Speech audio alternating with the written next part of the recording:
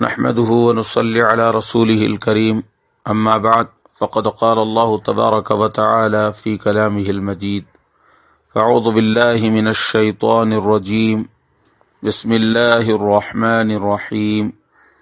يا أيها الذين آمنوا استعينوا بالصبر والصلاة إن الله مع الصابرين صدق الله العظيم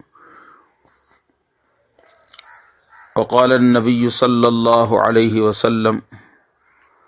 النصر مع الصبر او كما قال رسول الله صلی اللہ علیہ وسلم۔ رمضان المبارک کا رحمتوں والا عشرہ چل رہا ہے۔ روزے کی حالت میں عام طور پر کچھ باتیں طبیعت کے خلاف تکلیف دہ باتیں پیش آتی ہیں، اور کبھی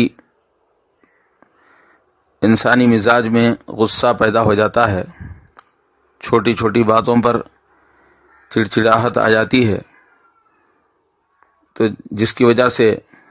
بے صبری میں بعض اوقات انسان اپنی زبان سے ایسی باتیں نکالتا ہے جو اللہ کو ناراض کرنے والی ہوتی ہیں۔ تو اسی لیے جو ہے صبر کا حکم دیا گیا ہے۔ اللہ کے نبی صلی اللہ علیہ وسلم نے ارشاد فرمایا، یہ صبر کا مہینہ ہے اور صبر کا بدلہ جنت ہے۔ قرآن مجید میں اللہ تعالیٰ نے تمام ایمان والوں کو خطاب کر کے ارشاد فرمایا، اے ایمان والو، تم میری مدد حاصل کرو، مجھ سے مدد چاہو صبر کے ذریعے سے اور نماز کے ذریعے سے، بے شک اللہ تبارک و تعالیٰ صبر کرنے والوں کے ساتھ ہے۔ تو اس آیت شریفہ میں بہت بڑی خوشخبری اللہ تعالیٰ نے سنائی ہے کہ انسان کے اوپر حالات آتے ہیں، پریشانیاں آتی ہیں، طبیعت کے خلاف باتیں پیش آتی ہیں، غصہ بھی آتا ہے، ان سب باتوں پر صبر کرنے سے اللہ تبارک و تعالیٰ کی معیت اور اللہ کی نصرت ہمارے ساتھ ہوتی ہے۔ اسی لیے حدیث پاک کے اندر اللہ کے نبی صلی اللہ علیہ وسلم نے ارشاد فرمایا ہے، حضرت محمود ابن لبید رضی اللہ عنہ کی روایت ہے، بخاری شریف کی روایت ہے کہ جناب رسول اللہ صلی اللہ علیہ وسلم نے ارشاد فرمایا، اللہ تبارک و تعالیٰ جب کسی جماعت، لوگ اور فرد کو اپنی محبت سے نوازتے ہیں تو ان کو مصیبتوں اور پریشانیوں میں مبتلا کرتے ہیں، تو جو صبر کرتا ہے اس کے لیے صبر کی جزا ہے،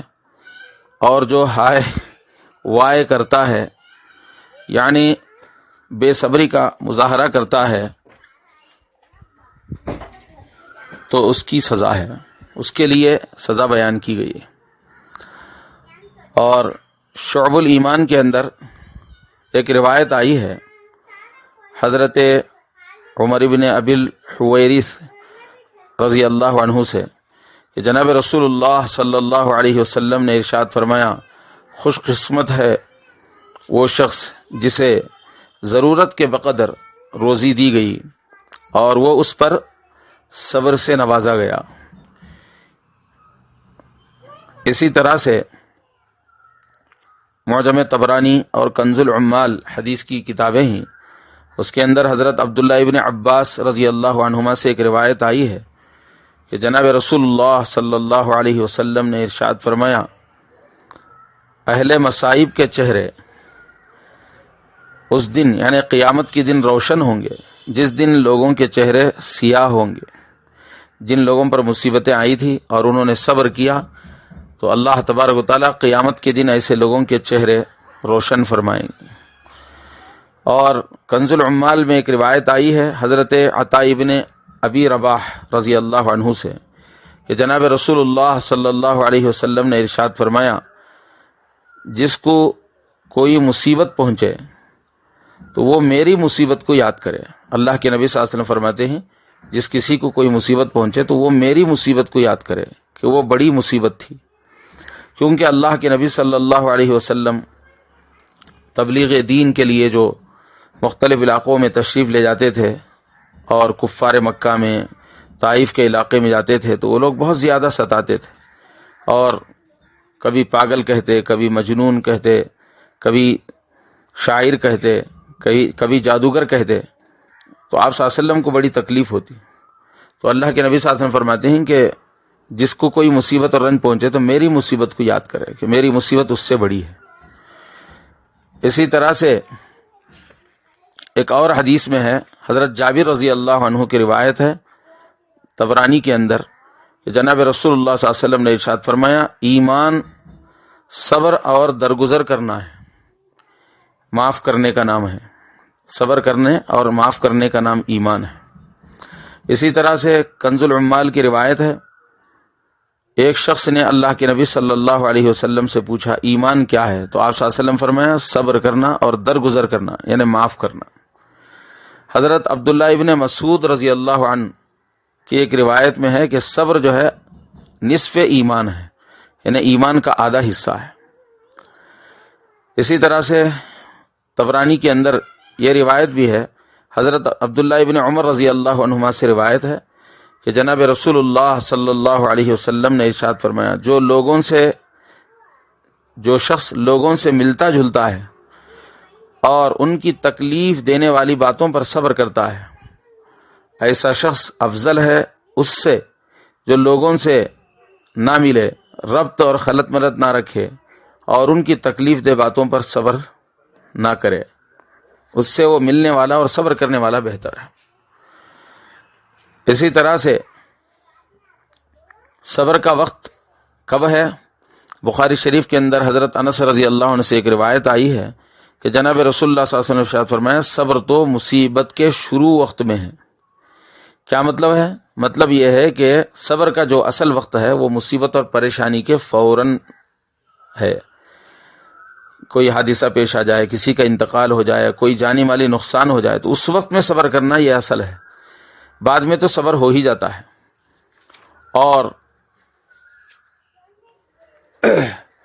بے صبری کا جو مظاہرہ کرتے ہیں،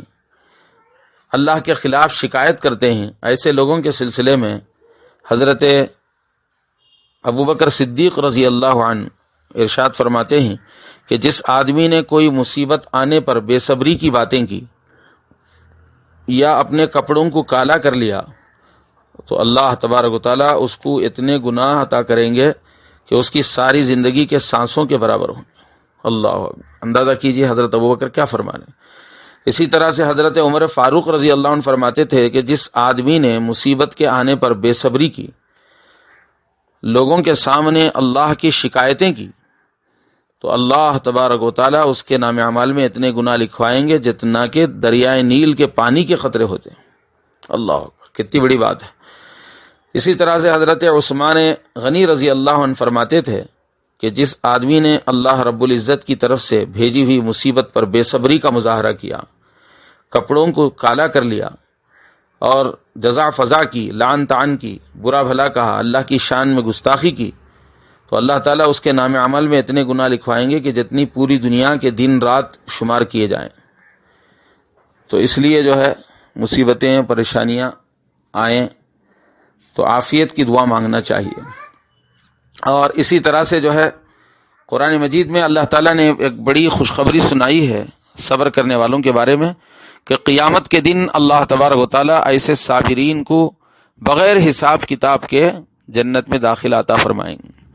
انما یوفی الصابرون اجرہم بغیر حساب، تو صبر کرنے والوں کو بغیر حساب کے جو ہے اللہ تعالیٰ پورا بدلہ دیں گے، جنت میں داخل عطا فرمائیں گے۔ لہٰذا رمضان کے مہینے میں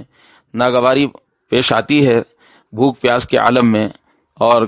چڑچڑاہٹ میں، تو کسی سے لڑائی جھگڑا کرنا بالکل مناسب نہیں ہے، اور جزا فدا کرنا، اللہ کے بارے میں کوئی گستاخی والا کلمہ کبھی بھی ہرگز جو ہے نہیں نکالنا چاہیے۔ اللہ سے عافیت مانگنا چاہیے اور صبر کے دامن کو ہاتھ سے نہیں چھوڑنا چاہیے تاکہ اللہ کی مدد ہمارے ساتھ رہے۔ اللہ تبارک و تعالی ہم سب کو اطمینان والی، امن والی زندگی نصیب فرمائے، اور اللہ تعالی اپنے رضا والے کاموں میں ہم سب کو لگنے کی، اللہ کا قرب حاصل کرنے کی توفیق عطا فرمائے۔ وآمین وآخر دعوانا الحمدللہ رب العالمین۔